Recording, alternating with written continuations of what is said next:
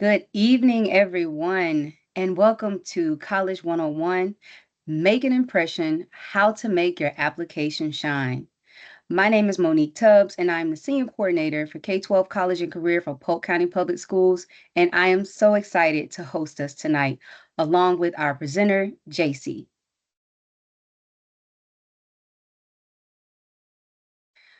Before we get started, we want to shout out our College 101 partners. You see them all listed on the screen. Thank you for helping to make this possible and supporting the work for our students and our families.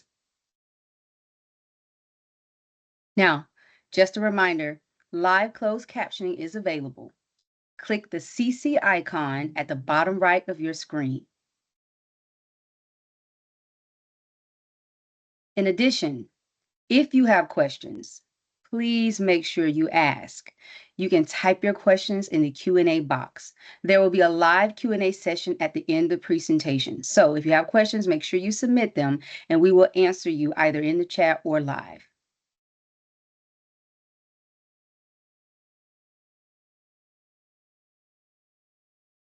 Now, we're going to kick off this session. This is part 2. We had one session last week, understanding 2-year and 4-year and pathways. Now, JC is going to give us a wonderful presentation on understanding how to make an impression and making the application process smooth as butter. So I am excited to introduce our presenter this evening. JC is a proud first-generation college graduate, originally from New Jersey. She holds a bachelor's degree in business administration and a master's degree in counseling in higher education from Montclair State University, located in North Jersey.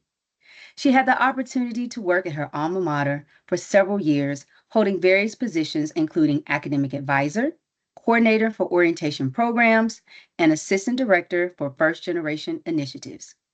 Since relocating to Florida a year ago, JC has continued her commitment to educational access through her role with Path to College, where she continues to help overlooked high school students through the college preparation and admissions process.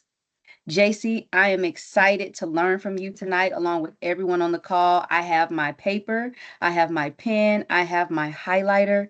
I am ready to know how to make an application shine. I'm turning it over to you.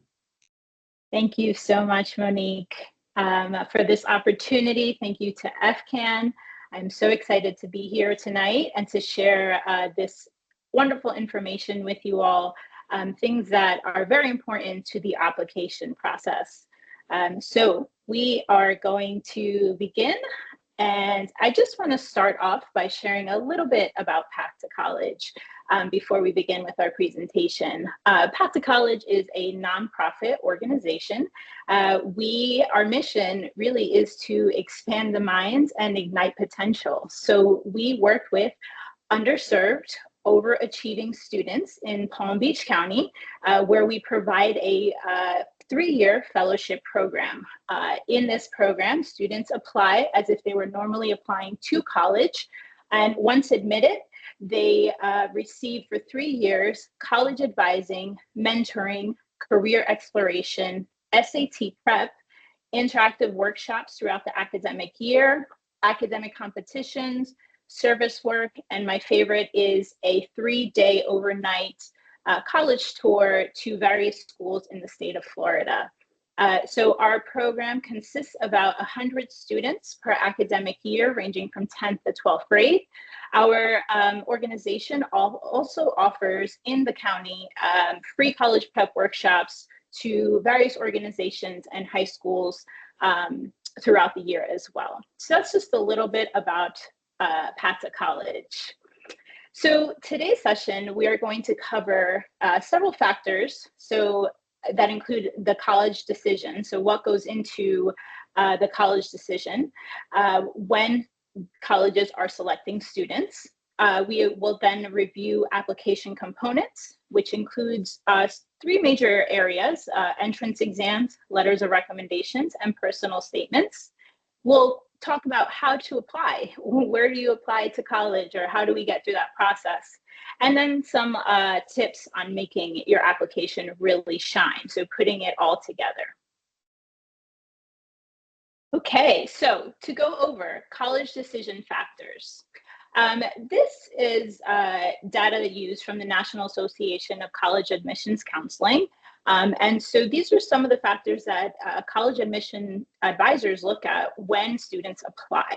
So they're going to really focus in on these variables, including college prep courses. So the grades that students receive in higher level courses. A lot of these courses are either in dual enrollment, meaning the school offers dual enrollment with the local county college or the local college to take college credit courses. This typically starts junior year of high school and into senior year, and it allows for students to receive college credits and transfer those credits. Also AP courses and ACE courses. So students receive high level grades. It shows the college admissions advisors that these students are ready to apply or do college level work. So that's the top priority. They're looking at grades as well as the grades in college prep courses. Then they look at total of the high school grades in all the courses. So how the student did overall in all 4 years, in not just math, reading, and science, but all the other social sciences, history, all those courses as well. They look at the strength of the high school curriculum. So how strong is the school? What kind of resources does the school offer to help students? They also look at strength in they look at the college essays and writing samples. This is a big one, and we're going to cover this in a few minutes, but they want to see that the student is prepared for college level work. So yes, the grades in the college prep courses do help. However, the college essay is really where the student can shine the most, because it does show that the student is able to not just write, but also be creative and also talk about themselves. But again, we'll talk about that in a few minutes. They want to know why the student is interested in attending that college. Letters of recommendation, how well does the student, do teachers, or did the student get involved in school, or were they connected to the teachers, the counselors, the mentors? The letters of recommendation can make a difference. Any extracurricular activities, they want to see that the student is involved, that there's volunteering, that they did some type of internship, and it is never too early for students to do an internship. Many of our high school students in our fellowship program are doing internships starting at the 10th grade. So there are organizations out there that do take students on at the high school level for internships. The next big thing is the admission test scores. SAT, ACT, CLT, again, we'll review this in a few minutes when we go further deeper into entrance exams. And then portfolio. This is typically if a student is entering some type of arts major, whether it's fine arts, videography, journalism, anything where they have to show some type of work physically, that's when a portfolio is typically used. And then the high school class ranking can make a difference as well when a advisor is looking at their application. Okay, so let's jump into the application components. So as I mentioned, entrance exams, I don't know if I'm lagging a little bit, I hope I'm not. There we go. So entrance exams are a big part of the application process. So you all know entrance exams are required and test scores are required for every state school in the state of Florida. There are many schools outside throughout the country that don't require entrance exams. So if your student or you as a student feel that you don't do well in an entrance exam, or you're not a great test taker, and you're looking to leave the state of Florida, it would be great to look for a school that offers SAT optional, meaning that they accepted the scores, but they don't need the scores. But every school in the state of Florida, state school does require you to submit a score for your entrance exams. Now, just to give you a quick breakdown, SATs is the Scholastic Assessment Test, and this is pretty much evidence-based and multiple choice. It is an adaptive exam. There's reading, writing, and math. And then math is with a calculator, so you do have that option. And we'll go a little bit more in detail again in the SATs because that's the exam that is utilized the most. And then the higher scores, the greater the chances for scholarships. We always recommend students to continuously, put their best, try as much, study as much for their entrance exams, especially the SATs, retake it as many times as you can. And again, I'll talk a little bit about resources in a few minutes, but the SATs do offer better chances for a scholarship. Then we have the ACT. This is the American College Testing. This is a little bit more fast-paced. Again, there is English, math, reading, and science. And this is best for students who are interested in the STEM career. So any career with science, technology, engineering, or mathematics, or medicine.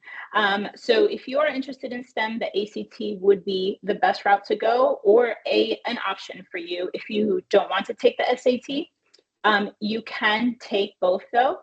It is recommended to try different exams. The next one we go to is with the CLT, which is the Classic Learning Test. This is a fairly new exam.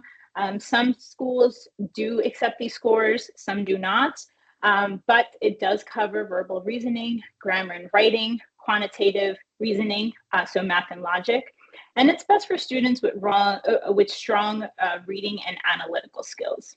Again, as I mentioned, you could take any of these exams. Make sure that the school that you are attending or are looking to apply accepts the test scores, but we mostly focus on SAT with our students, and that's what I'm going to focus on because that is the most common test that students take. So we're going to do a little bit of a deep dive in understanding the SAT, which I briefly covered before, but some things that you should know about the SAT. It is fully digital. It's approximately 2 hours and 14 minutes. And there are, you can take the exam anywhere in the United States, wherever there is an exam location.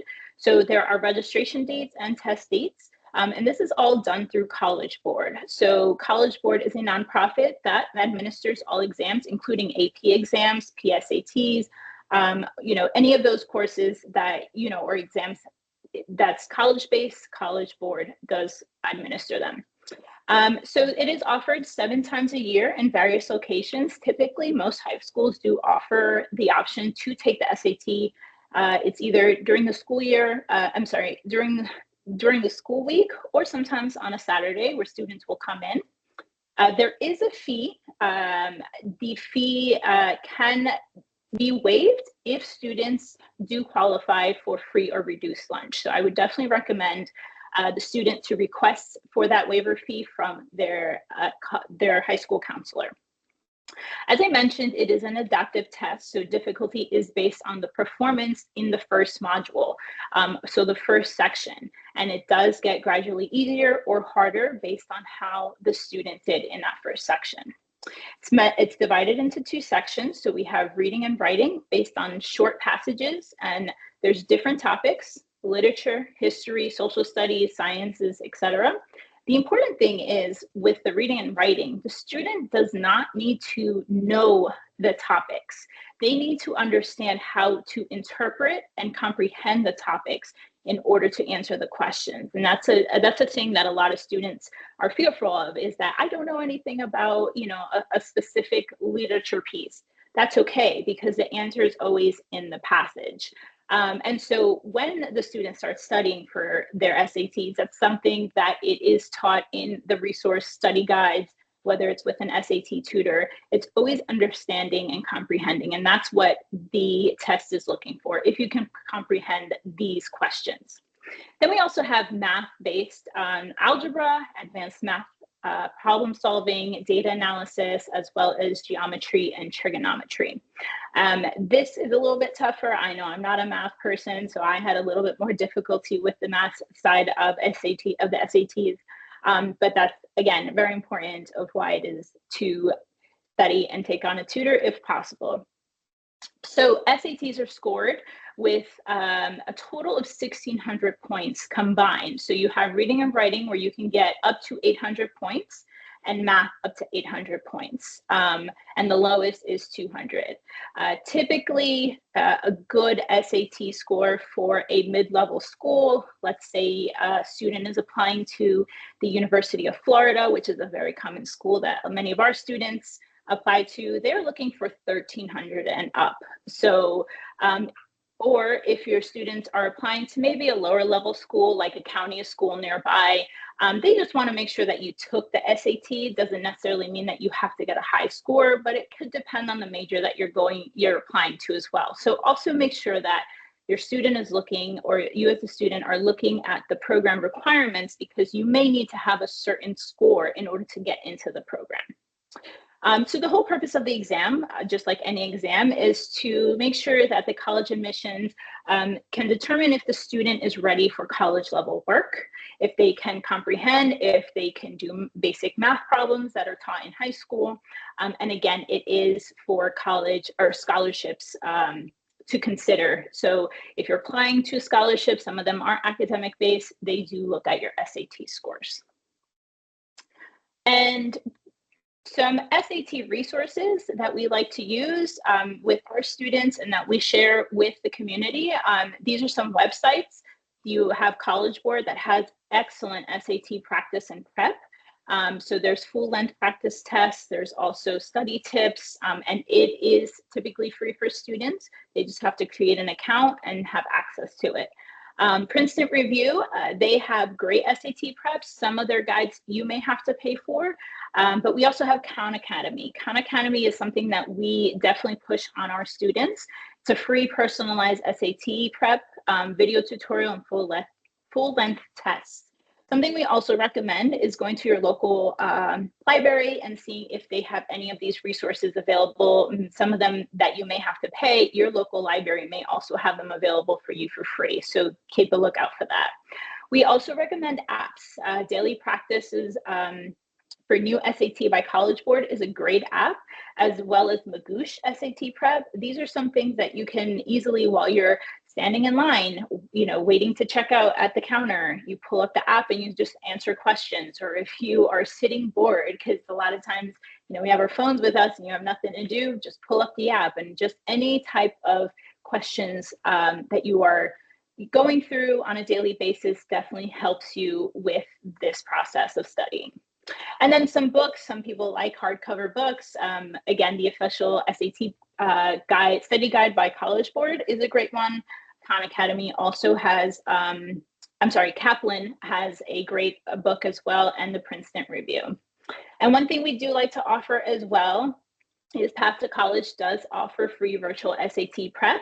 So I did put in the QR code there at the bottom. So that takes you directly to our website where you can sign up for SAT prep. It's free for any student. It's every Monday virtually from 5 to 7:30 as long as school is in session. So throughout the academic year, we always recommend for students to sign up, at least register 24 hours in advance, because it does take a few hours for you to get the email for the classroom link. And we have a grant that offers, that we provide through our organization, where we are able to hire an SAT tutor, a professional SAT tutor who goes in and does these sessions with the students. Make sure to tell your friends, offer that link to anybody, and they'll be able to just sign up really quickly. Okay. Yes, I was just going to see if there's any questions. Yes, perfect timing. So we do have a couple of questions. One first being, when should I start applying for scholarships? That's a great question. It really all depends on the scholarship. And so I don't have too much information here on scholarships, but some scholarships, a student can apply at any time as long as they're a high school student. Some scholarships require you to be a high school senior.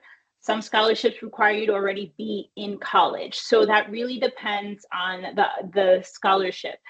However, there are so many scholarships out there, and it's really just doing the research. I know in our county and Palm Beach County, the school system, the school website does have a section just for scholarships that apply specifically to students in that county. So definitely check your school system's website go to College Board has a whole page for scholarships. So there is no right or wrong time to start, but as soon as possible is always the best bet. Awesome. Thank you. No problem. Any other questions? All What right. is the one Yep. more question? What is the timeline for taking these college entrance exams? Yeah, great question. So typically students can begin taking their PSATs, which is the practice SAT, or I know the SATs only offer the practice ones, and those are typically taken by 10th and 11th graders. The CLT and the ACT, you will have to look into if they have practice sessions. However, the SATs students can start taking those starting their junior year into their senior year, but they want to make sure that they have their final SAT scores by the time they start applying for colleges, which typically is starting October into the fall. Now, there are some factors too that play a role into this. A student can take the exam multiple times, and these schools will accept the highest scores of each section. So if you do well in math in one test and do well in the second test in reading and writing, they will combine those top scores and add them to your application. If you want to, when you are applying when you're submitting your applications, and we'll talk about Common App in a few minutes, they're going to ask for your scores, and you can always readjust those scores if you end up retaking them later on in the year.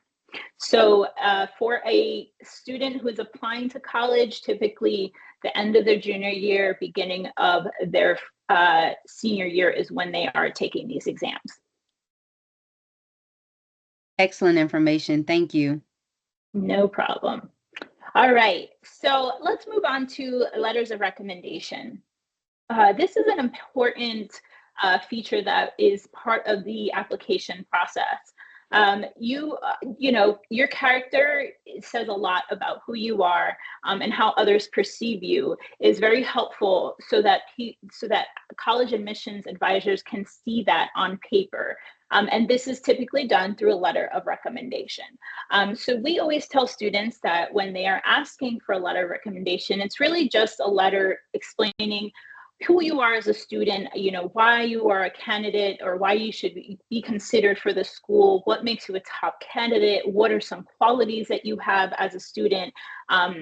And we tend to, people who write letters of recommendation they just thrive on who you are and, write positive feedback of who you are and why you deserve a spot in this school.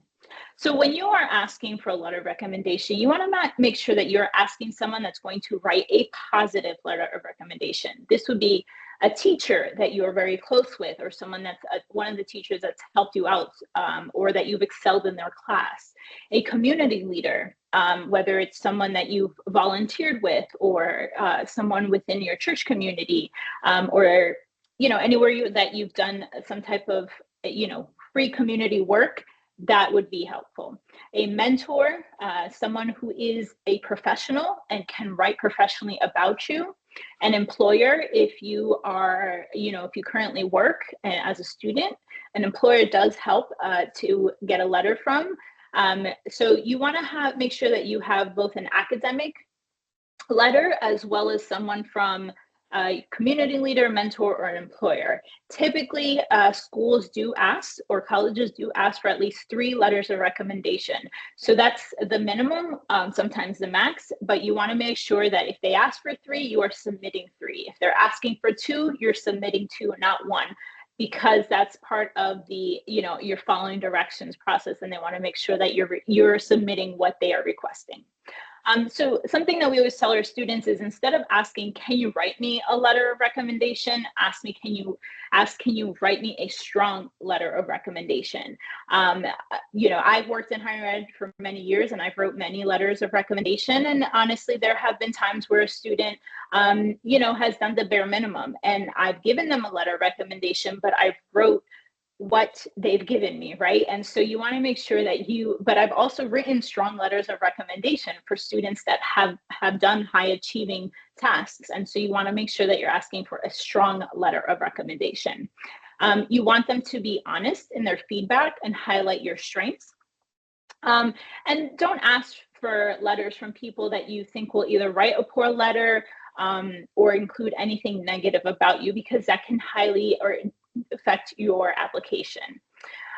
It's always recommended to give recommenders enough time, at least 2 weeks. I typically ask for 1 month, so 2 weeks to a month, because these people who are writing these letters, it does take time. It can take several hours to formulate a good letter for a student.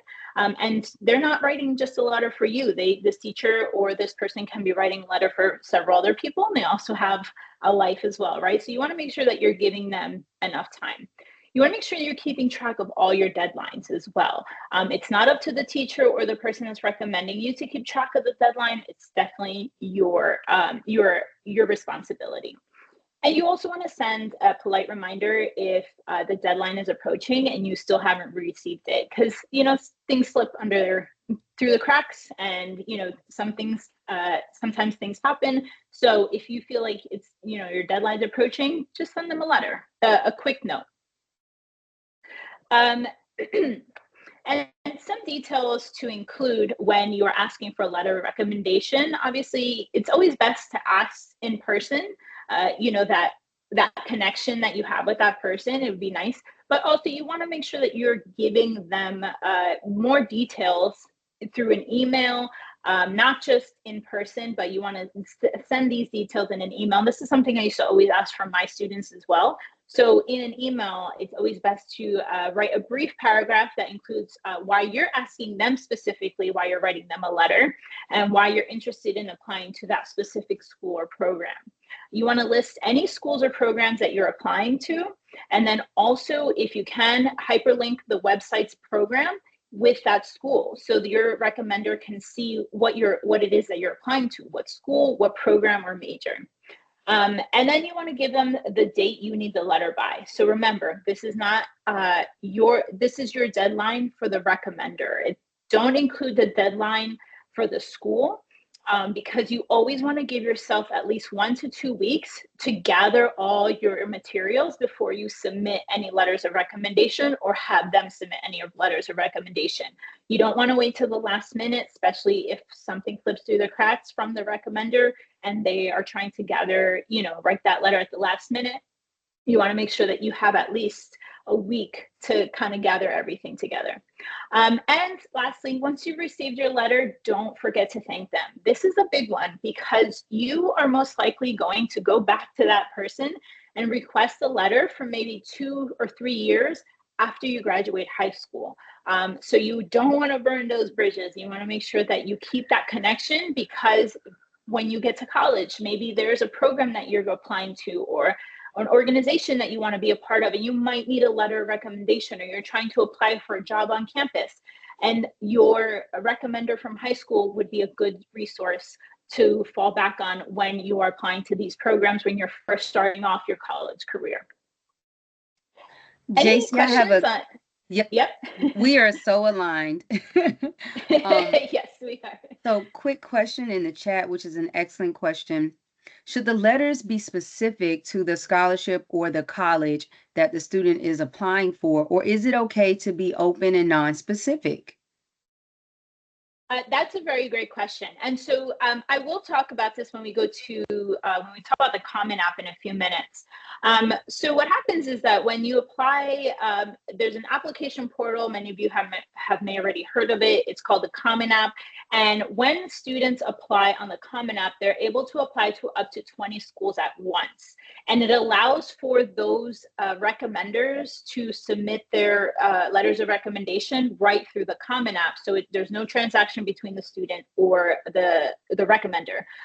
So typically when a letter is submitted through there, those tend to be generic. So there's no school saying the student is applying to UF. It's just more of just a letter about the student, their strengths, their career goals. However, if a student is applying to a specific program that requires to be specific or a scholarship, then yes, it is important that the student gives that information to the recommender so that the person writing that letter can be very specific and accurate within the letter. Excellent. And JC, I have one more question that slipped past me. It was related to the SAT, if you don't mind us circling Sure. back. The question states, for students who complete Algebra 2 prior to junior year, should they take the SAT earlier? And if so, how current should scores be for college admissions? I'm sorry, repeat that question one more time. Not a problem. For students who complete Algebra 2 prior to their junior year, should they take the SAT earlier? And if so, how current should scores be for college admissions? Honestly, it really does not matter when you take those SAT scores based on when you took the courses. So they will take your scores as long as you're a high school student. So even if a student takes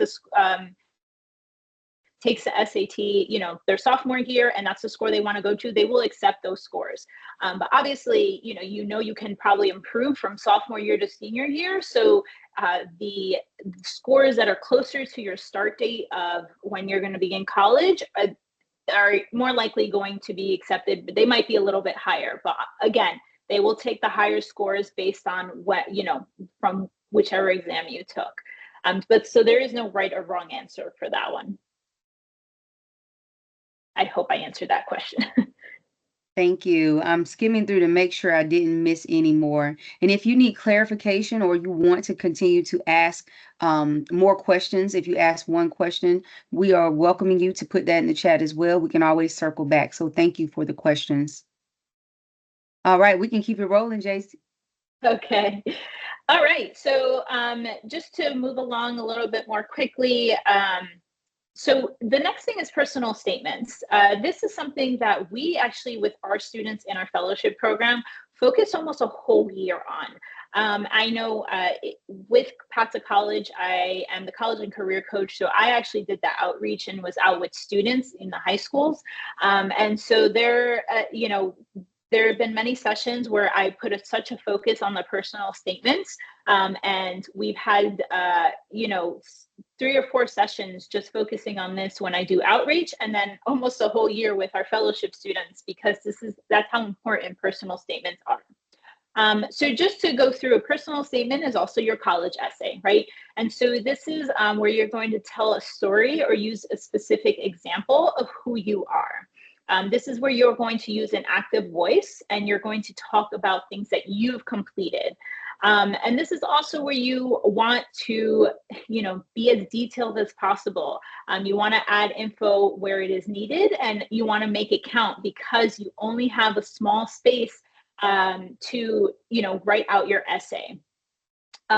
When you're writing out essays, and we'll talk a little bit about what types of essays there are, but you want to avoid any type of cliches, sob stories, exaggerated stories, or unclear, overly personal content.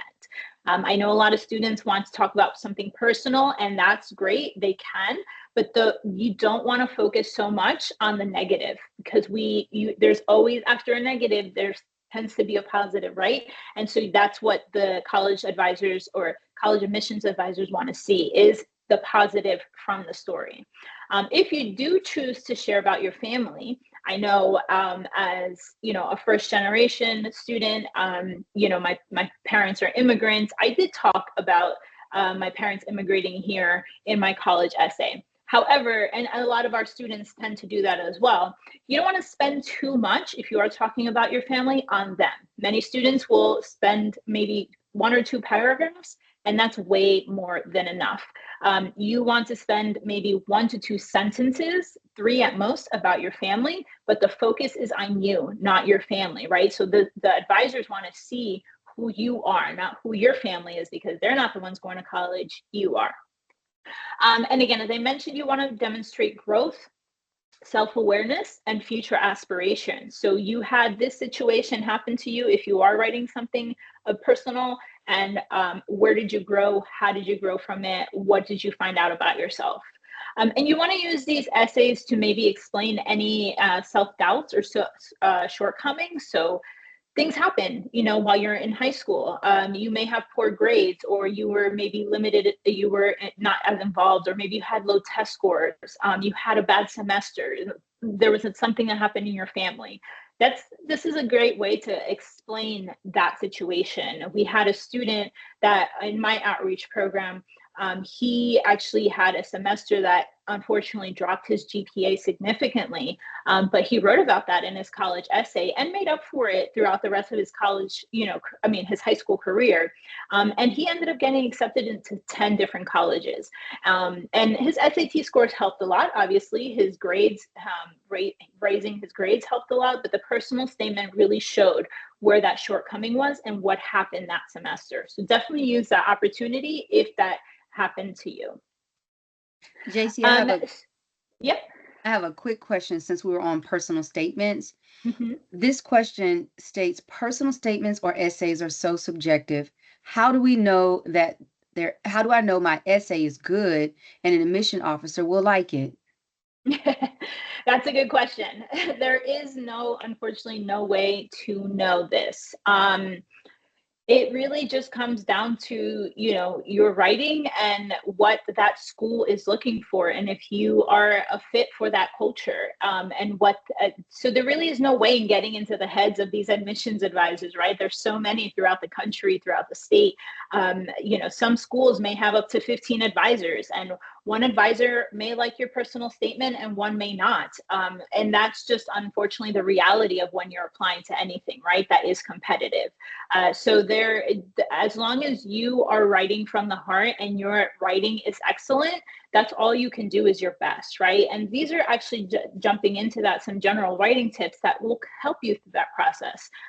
So you just want to make sure that you're understanding the prompt, that you're focusing on the central theme and answering the question. Don't go on a tangent, because the moment you go on a tangent, you're losing the reader. And that's the one thing you don't want to do, is lose the reader.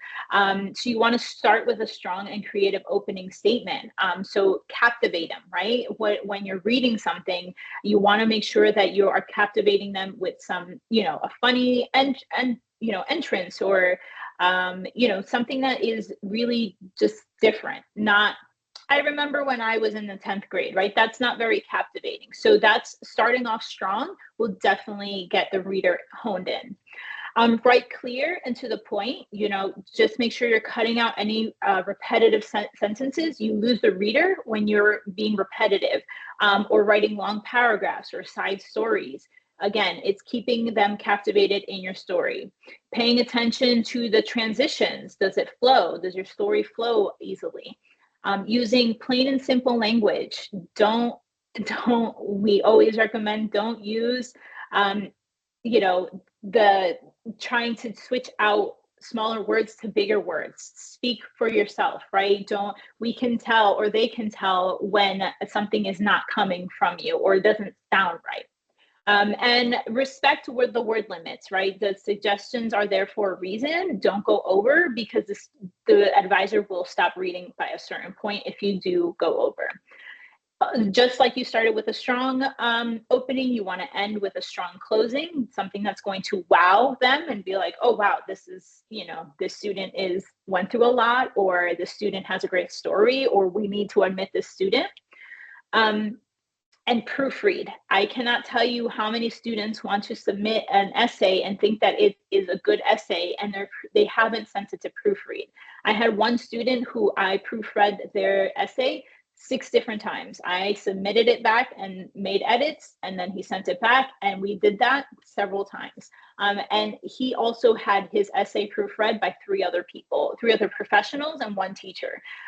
So it will take, that's why we spent about a year with our juniors going into senior year, proofreading and writing out their essay, because it does take time. This is not something that you just want to write on a whim on a Thursday night and submit it before the deadline, right? And it's also very important to have 2 essays. You have your golden essay, this is what you're going to use for your college applications. And this is something that you can also pull from when you're applying to maybe scholarships or smaller programs. And then you're going to have your essay that answers specific questions. So when you're applying, some schools do have specific questions based on the program that you're applying to. So make sure you keep a lookout for that. Any other questions on writing and personal statements? Well, I do see one that says, what is a good example of a college essay, especially maybe for a student that's never written a college essay and had one evaluated? Do you have any recommendations for examples of college essays? Okay, so that's something, I don't have any examples, but I do have the type of essays that I just pulled up. And a college essay is, in high school, many of us have talked about ourselves. We've had stories to share with our friends. What you're typically doing is taking that and just writing it out. And some of the types of essays that we do have that they look for are, there's a list and I'll quickly go through them. We have your passion. What is it about you like that wants you to apply to study this program? You know, we do a brainstorming activity with our students and we have them pick, several topics, and a lot of them, they want to write about their academic passion. And so what is, why it's leading them to study that. Writing on books or literature that changed your perspective on life, your future career goals. If you want to be an entrepreneur, what is it about that field, and what is it that you want to do in that field? Any challenges, again, that you've overcome, community service that has really changed your perspective on the world, your family, your heritage. Sometimes even, adding humor in there is always great. Someone that's influenced you, personal growth, talents, any travel that's changed your life. So really, it's anything that you feel passionate about, that you feel that you can write a good essay. I do recommend, just a simple Google search, and you can see some really outstanding essays. But I don't have one particularly to share with you at this moment. Unfortunately, we don't have time for that. JC, I do want to share that I'm going to put in the chat, because you made me remember that Big Future has sample college admission essays with feedback. So I'll put that in the chat in the Q&A with a link. Thank you for bringing that up. Yes.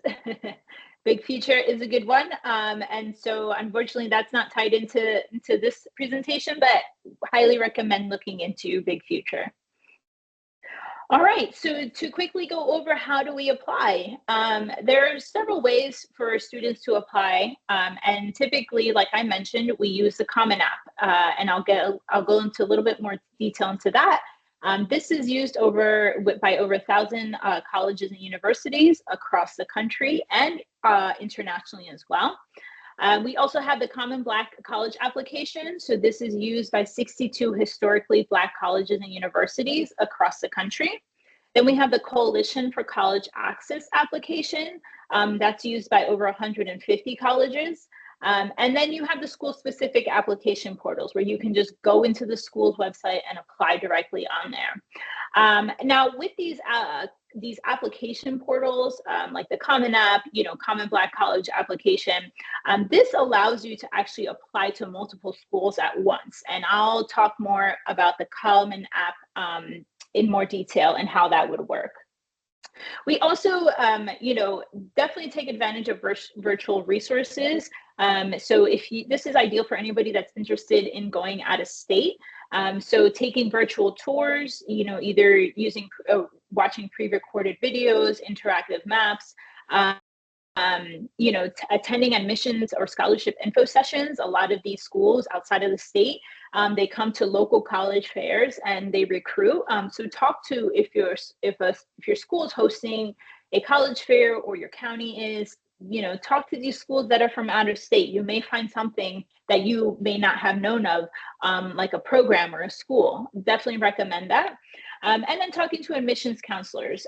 So, calling up the school and asking questions if you are interested in that school. Now, to talk a little bit more about the Common App. So as I mentioned, it's used by thousands of colleges and universities in the US and abroad. So this is very good for students that may be wanting to start school overseas. And it is an undergraduate admissions application portal, right? So it's used to apply to multiple colleges at the same time. You have the ability to apply to up to 20 schools through this portal. The other portals work very similar as well. And on this portal is where you put in your key components of the application.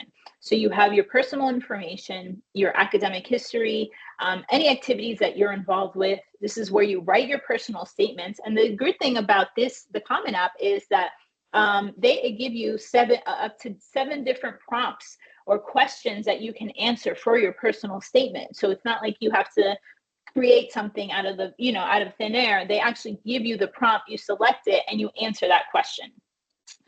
This is also where you submit your letters of recommendation, or your recommender submits the letters of recommendation. You put in the recommender's name, contact info, and the Common App will send that person an email so that they can, with a link to submit that letter of recommendation. And then they also offer college-specific questions and supplemental essays that they may have to write based on the college or the program. So if a student applies, for instance, the school is on Common App, and then there's another app that that same school is under, you only need to apply once, right? If you submit an application through the school's website, you don't need to submit it through the Common App. So that really, it's just to kind of organize everything into one location. So definitely recommend using the Common App when you are applying to college. All right, so we'll spend the last few minutes kind of going over everything and how to really make your application shine. But before I finish us off, do we have any other questions? And again, I'll ask for more questions at the end. Absolutely. One really good question that I think we get a lot in this world is around how many colleges should I apply to? That's a great question. There is no right or wrong answer for that, because after you apply, really it comes down to does the school offer the program that you want? Does the school are you getting the funding that you want to that you need in order to attend, right? So if you're only applying to 2 schools, that may not give you enough options. If you know that you want to apply to one specific school, you may or you may not get in. And if you don't get in and didn't apply to other schools, then you may have missed all the other deadlines, right? So it's always recommended to apply to at least 4 to 5 schools just to have options. However, if you have free or reduced lunch, your application fees are waived on the Common App. So we always recommend students to apply all 20 slots if they can, and just push out those applications. But obviously not to just any school. Make sure you're doing your research on the school and understand what those requirements are. But you want to definitely apply to more than one school because you're not always guaranteed admissions. Okay. You had one more question I see here. I'm sorry, some of them are loading for me. Yeah, no problem. Would you speak just briefly about what you mean by a vignette as an essay type? Yes. So do you mean, let's see. This is what, a vignette would be something specific that's important to you. It may be not in this list of topics, but a vignette is something that is, very like personal or very specific to you. And it could be anything, honestly. And it could fall under any of these types of essays, or it could fall under like, I went to clown school. I don't know. That's something, obviously that could be a thing, but something that's just very specific and personal to you. Awesome. And one more, JC. You mentioned that it takes almost a year for your juniors to proofread their essays and submit to colleges. This person is basically saying they don't feel like they got a lot of information their senior year. They're at their junior year about their senior year, and now they are a senior. So do they need to take the same amount of time to complete an essay? Just really looking for a little bit more direction and understanding. Yeah, no, that's a good question. When I mentioned that our students, with the time frame is specific to our programming with Path to College. There is, as long as you start the application process and you meet the deadlines, it really does, you can start at any time, but we always recommend starting as early as possible. But if you're going into your senior year, starting your essay probably tonight might be the best thing, just so that you can write it out and have multiple people to start, reviewing it. College applications start in October, especially early decision. So if you're trying to meet certain deadlines, especially those early decision dates for certain schools, then it's very important to start that essay as soon as possible and try to get it proofread and submit it. If you don't have that type of support, you do the best you can, obviously. But even if you have like an older family member, a cousin, or someone that, that can read your essay, any type of proofread so that someone else's eyes are on there would be helpful.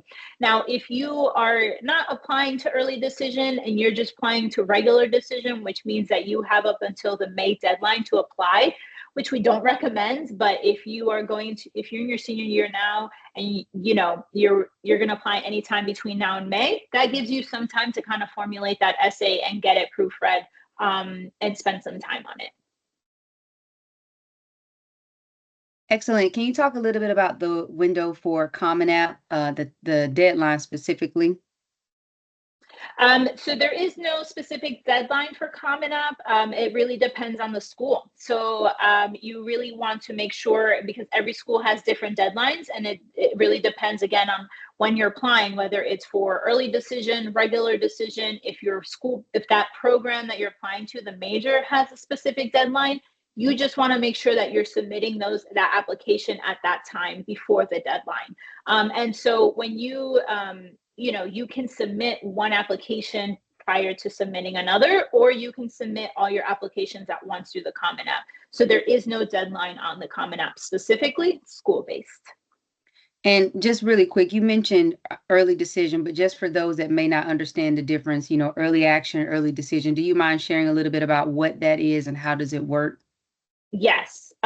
So early decision is when you are applying, a lot of schools have a deadline set in place, right? And so early decision is when you are one of the first to apply and to be considered. And typically when you apply to early decision, that means that you have a higher chance of getting admitted to that school. And so it doesn't mean that you get in, but you can have a higher chance, and your spot you will know fairly quickly if you got accepted. So you can get that college acceptance faster than regular decision. So early decision is typically in October, November, sometimes the latest. And then after that, those deadlines is regular decision, meaning now you are going up against the thousands of other students that are applying during regular decision. So they fill up those major spots first during early decision, and then everybody else gets trickled in for regular decision. Now, there's also early action, and early action is a little bit tricky, not to spend too much time on it, but it is a binding agreement, meaning that if you get accepted into that school, it's you are legally binded to attend that school.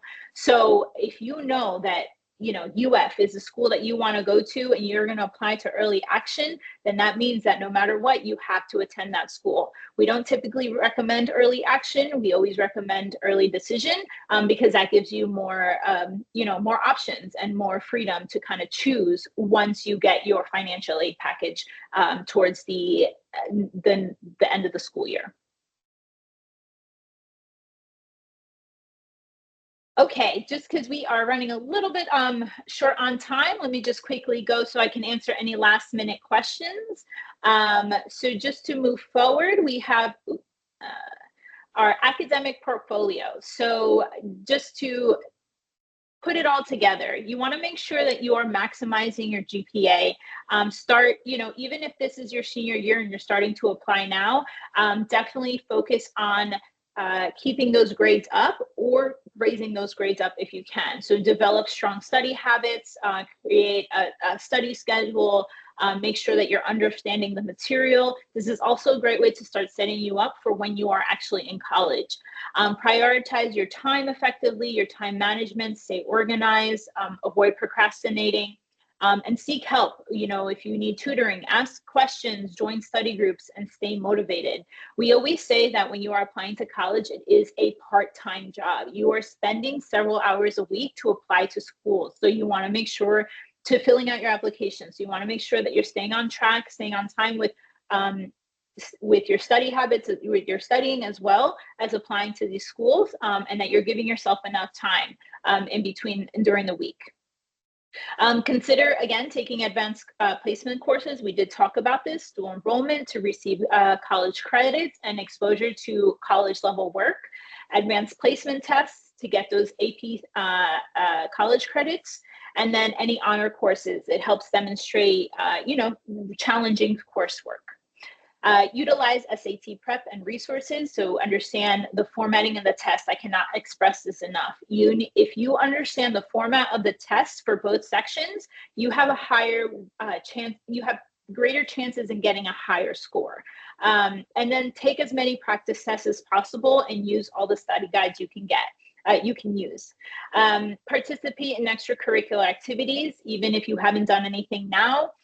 Or in the past, start doing something now that shows that you have, a willingness to be involved, being involved in clubs, community service, internships, honor societies. I don't know if my presentation is off, but I'll just keep going. And when you're applying to college, just make sure that you be yourself. When you're applying, you want to make sure that you are presenting your authentic self, that you use every chance that you can to share about yourself. And this is a time to be humble, don't hold back. Think of your application as an extended resume. So you're going to highlight all achievements, any awards, honors, extracurricular activities, initiatives or projects, internships. You want to emphasize your leadership experience, any life-changing experiences, any unique talents, and explain any setbacks as possible. We did talk about that before. Just so you have an idea, I used to work at a mid-sized university where we would admit 4,000 students a year, and we were getting about 40,000 freshman applications a year. So that's how many applications they want to go through. Admissions advisors have to go through. So you want to make sure that you are standing out as much as you can, not your grades. You may have the grades, you may have the entrance exams, but your personal statement, your extracurricular activities, your letters of recommendation are really going to show that what sets you aside from all these other students. And of course, make sure you're proofreading everything. All the details, be specific, be clear, be detailed, and be neat. That's the most important. The moment that you show that there is, that something's misspelled, or you're not making sense, or this is not common English, they're going to overlook you and pass you up because they want to see that you're able to keep up with college level work. All right, so that is all from me. I hope that I answered all your questions, but I'll be happy to answer any last minute questions before we finish. Awesome job. Such great and valuable information. I do see a couple of questions. We only have about 2 minutes, but one that I think is important just to address. A student asked, do they wait to apply to a college or university after they receive their diploma? And could you also talk about the timeline with testing? Because I know some students wait to start that process because they don't have the scores. But if you could just chat a little bit about that for both of those really quickly, if you don't mind, Ashley. JC. Yeah. So don't wait until you have your diploma, because that means that you waited until you graduated high school. That is not what you want to do. You need to start applying the fall of your senior year. So if you're a senior right now, applications will start opening now. You're going to start submitting those applications. Once you submit the application at the end of the school year, the school is going to ask for your final transcripts. That's what you're going to submit. That's going to show that you actually received the diploma and that you kept your grades up. So make sure you start those applications as soon as you can during your senior year. When it comes to entrance exams, you want to start practicing and studying your freshman year. Unfortunately, sometimes that's not feasible, and some students do miss that, or they don't have the resources. That's perfectly fine. You're going to start taking those SATs, those practice tests, as early as your PSATs as early as 10th and 11th grade, and you want to take the SATs as early as your junior year. And then the actual SAT, sorry, as your junior year going into your senior year. You have the ability to take them, during that time frame, and then retake them in the middle of your senior year to see if your grades do raise up. And if they do, you always have the ability to submit those higher level scores to the colleges if you've already submitted your applications, or if if something happens in between, you are able to resubmit your better test scores. Awesome. Thank you so very much. And you all had some phenomenal questions. I'm sorry we didn't get to every single one of you, but also know that we appreciate your questions. And this actual recording will be available on our College 101 website along with all of the sessions. So the first session that was last week, Discovering Your Shining Path, will be available. This session will be available, but you have time to register and to sign up for the next session, the third and final session, which will be Paying for College, How to Save Big, Stress Less, and Make College Affordable. So we're talking about the coins, y'all. A lot of you had questions about scholarships, financial aid to include Bright Futures, or the Florida Financial Aid application to be specific for other grants and scholarships. This is the session you want to tune into. We're talking FAFSA, we're talking Bright Futures, all the things. So September 23rd, 6 p.m. to 7 p.m. You can scan and register right now. And again, you can always catch the replay on our website. Thank you so much, JC, for the valuable information. I have a ton of notes to go back and review, and I'm sure everyone watching does as well. Thank you all for joining us, and have a fabulous evening, and we will see you next week to talk money. Thank you so much. Have a good night, everybody. Good night.